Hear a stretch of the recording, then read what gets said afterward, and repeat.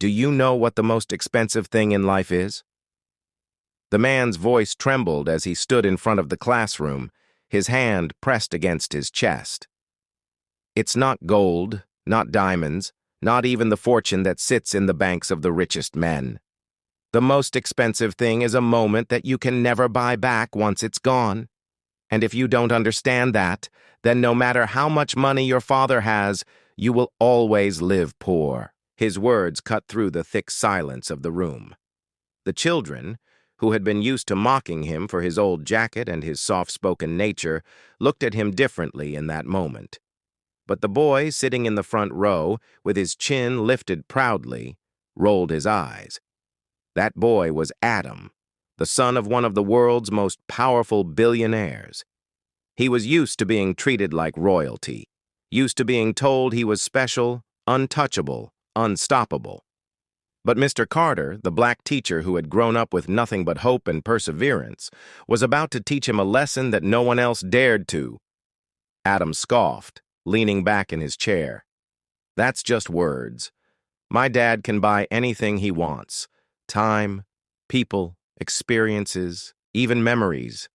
You just don't know what it's like to have that kind of power. His voice dripped with arrogance, but beneath it there was a flicker of insecurity that only a wise man like Mr. Carter could see. The class murmured.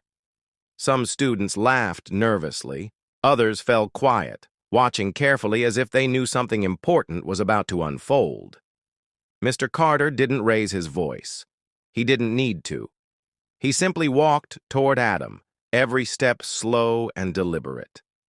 Your father's money may open doors, he said softly, but it cannot open hearts. It may buy luxury, but it cannot buy love. It may buy attention, but it will never buy respect. And you, Adam, you're standing at a dangerous place where you think money will protect you from truth. But truth doesn't need your permission.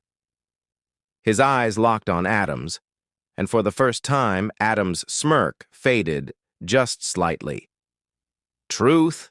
Adam shot back, forcing a chuckle. The truth is my family owns half the city. We don't need respect. People already fear us. That's enough. He looked around, expecting approval from his classmates, but all he saw were uneasy glances. For the first time, Adam realized he might not have the audience he thought he did. Mr. Carter leaned down so his face was level with Adam's. His voice dropped to a whisper, but every student in the room heard it as if it was thunder. Fear fades, respect lasts, and if you don't learn that now, you will spend your life surrounded by people who smile at you but curse your name when you walk away. The room went still. Adam clenched his fists, his pride stung by words that pierced deeper than any insult. So what? He snapped. What do you know about my life? You think because you're standing there in a cheap suit you can lecture me about respect? You're just a teacher. His words landed heavy and a couple of students gasped. Everyone waited for Mr. Carter's reaction. Would he break? Would he shout? Would he finally show anger? But instead, Mr. Carter straightened, his face calm, his voice steady. Yes, he said. I am just a teacher, but sometimes it takes someone who has walked through storms to show the one holding the umbrella what rain really feels like. The classroom fell silent again. Those words didn't just sit in the air, they sank into the bones of every child who heard them. Even Adam, though he wouldn't admit it, felt a strange heaviness in his chest. Adam, Mr. Carter continued, his tone shifting now, carrying warmth instead of confrontation. Tell me something. When was the last time you heard someone tell you the truth? Not because they wanted something from you, not because they feared you, but because they cared enough to let you see yourself? Adam froze. He had no answer. His life had been filled with yes men, with servants who obeyed, with peers who envied. Truth was foreign to him, honesty was a rarity. And in that moment, the weight of Mr. Carter's question was more crushing than any punishment. Adam stammered, his confidence cracking. I don't need people to care. I'll be fine without that. But his voice betrayed him, wavering, uncertain. Mr. Carter smiled sadly. No one is fine without care, Adam. Even your father, with all his billions, needs it. Why do you think he works so hard to keep the world watching him? Because when the lights go out, silence is louder than any applause money can buy. Adam's eyes narrowed and he turned away, trying to hide the storm brewing inside him. He wanted to argue, to dismiss every word, but deep down something told him this man wasn't wrong. Something told him that perhaps, for the first time, someone was holding up a mirror that showed not the wealth, not the status, but the boy inside who was desperately trying not to be invisible. Mr. Carter let the silence linger, knowing the lesson was planting its seed. He didn't push further, didn't gloat. He simply turned back to the blackboard, writing in bold letters, "Character is wealth. Respect is currency. Kindness is power." The class sat frozen, staring at those words. And though Adam would never admit it aloud, those words would follow him long after the final bell rang. The bell rang, but no one moved. The students sat in silence, their notebooks untouched, their eyes fixed on the chalkboard where the words still glowed in their minds. Character is wealth. Respect is currency. Kindness is power. Adam grabbed his backpack with a snap, muttering under his breath, "This is ridiculous. Who even talks like that?" He shoved his chair back with such force it screeched across the floor, but before he could storm out, Mr. Carter's voice stopped him. "Adam," he called gently, "stay a moment." The boy hesitated. No one ever told him to stay behind, not unless they wanted something from him. Teachers normally smiled, nodded, even bowed in their own subtle way. But this man, he wasn't afraid. He wasn't impressed. And Adam couldn't decide if that infuriated him or intrigued him. He turned slowly, eyes narrowed. "What do you want?" Mr. Carter erased the chalkboard with calm, steady strokes before answering. "I don't want anything," he said softly. "But maybe you do. Even if you don't know it yet." Adam scoffed, crossing his arms. "I have everything I could ever want." "Do you?" Mr. Carter asked, his tone as sharp as it was kind. "Then why do you speak as if you're trying to convince yourself?" The words struck like lightning, and Adam froze. His pride screamed for him to fight back, but his heart hesitated. He hated that this teacher could see through him so easily. "You don't know me," Adam muttered, avoiding his gaze. "Not yet," Mr. Carter admitted. "But I'd like to. Because beneath all that pride, I see a boy who's hungry. Not for food, not for clothes, not for luxury, but for something money can't wrap in ribbons." Adam's throat tightened. He wanted to laugh it off, but his voice betrayed him. "Hungry for what?" "For worth," Mr. Carter said simply. "For meaning. For the kind of wealth that can't be stolen or bought. The kind of wealth that comes when a person learns who they truly are." The words burned. Adam didn't reply. Instead, he turned and walked out, his steps heavy, his chest tight. That evening, Adam sat in his mansion-sized bedroom, surrounded by everything a teenager could dream of. Gaming systems, designer clothes, the latest gadgets. Yet the silence of the room gnawed at him. His father, Mr. Rhodes, the billionaire titan, was too busy in another country to even call.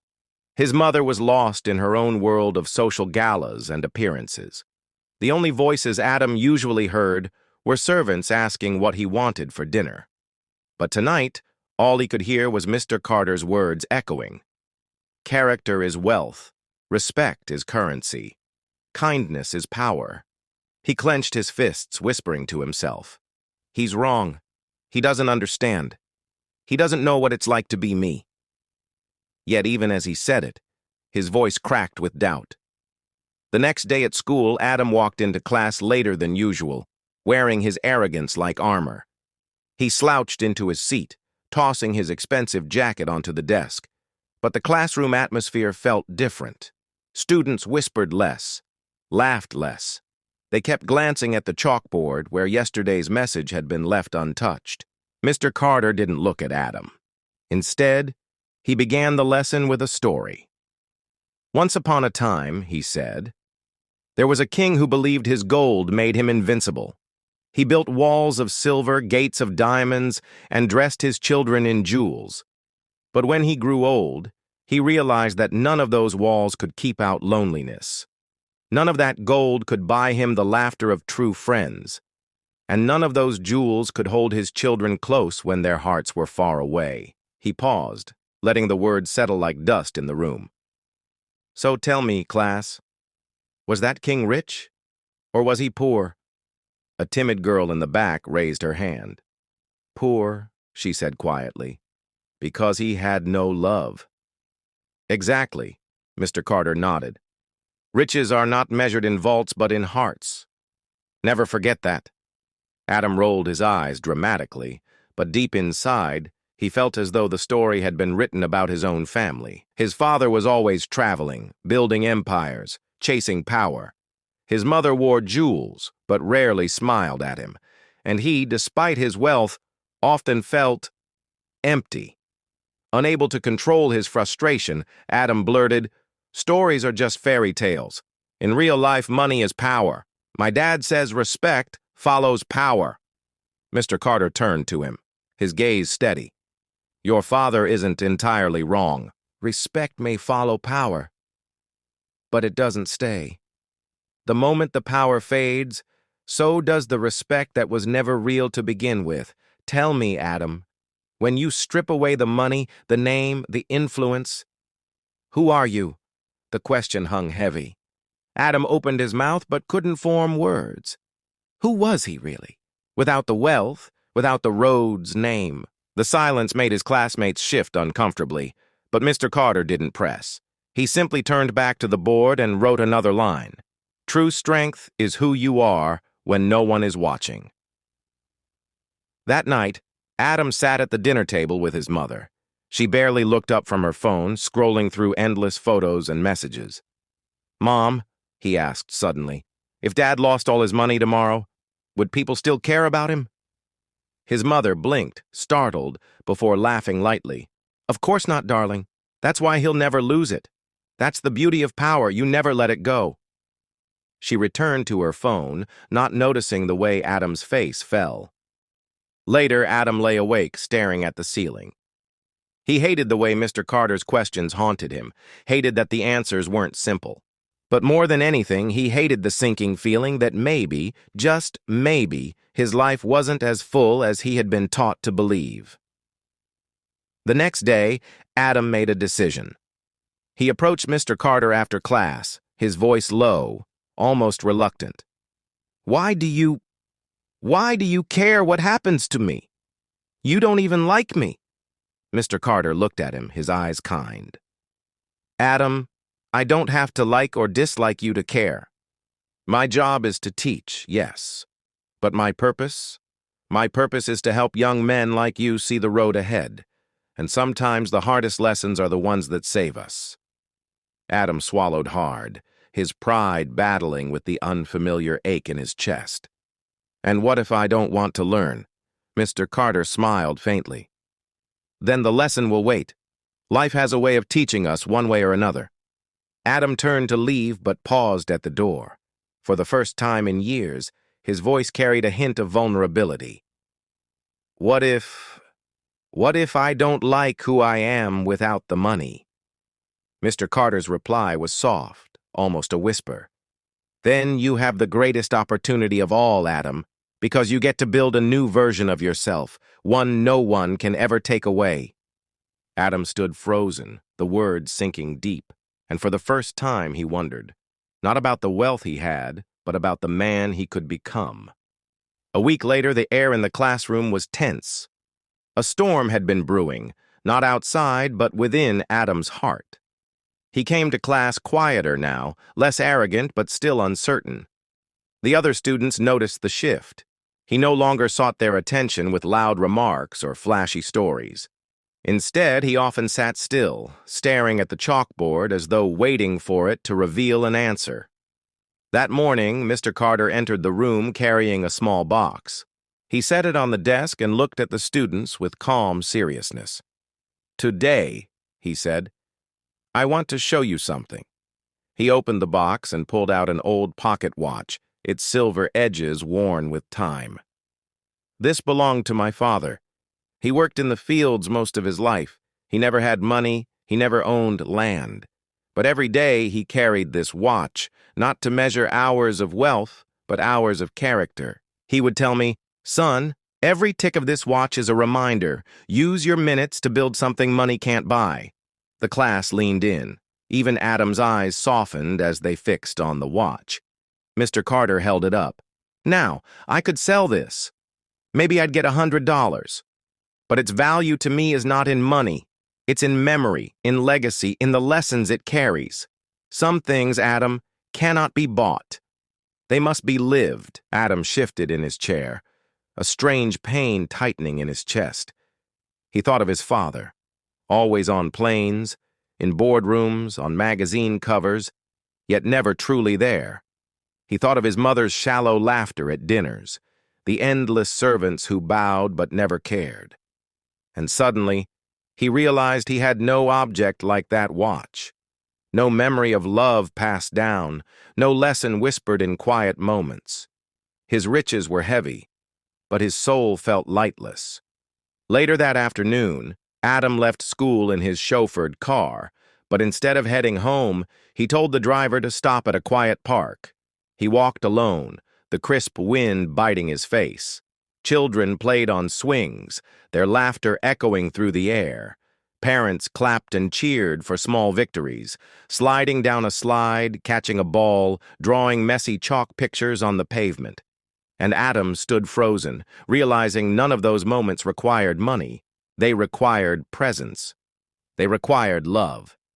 They required something he had never truly known. The next day, something happened that would change everything. During class, Adam received a call. His father had been rushed to the hospital. Stress, exhaustion, an overworked heart. The news rippled through him like a shockwave. For the first time, Adam's face turned pale, his voice unsteady. I have to go," he stammered. Mr. Carter, seeing the panic in his eyes, simply nodded. At the hospital, Adam found his father lying weak in a bed, tubes running into his arms, monitors beeping steadily. The man who had seemed larger than life, untouchable in power, suddenly looked small, fragile, human. Adam's throat tightened as he stepped closer. His father opened his eyes, managing a faint smile. "Adam," he whispered, "don't look at me like that. I'll be fine." But Adam shook his head, tears burning his eyes. "Dad, I don't care about the businesses. I don't care about the money. I just want you here. I don't want to lose you." For the first time, the billionaire's eyes glistened with emotion. He reached for his son's hand, gripping it weakly. "I thought giving you everything would mean you'd never feel empty. But I see now. I forgot the one thing money can't buy. Time. Time with you. Time to teach you. Time to be your father." His voice broke. "I'm sorry, son." Adam broke down, clutching his father's hand as though holding on to something far more precious than wealth.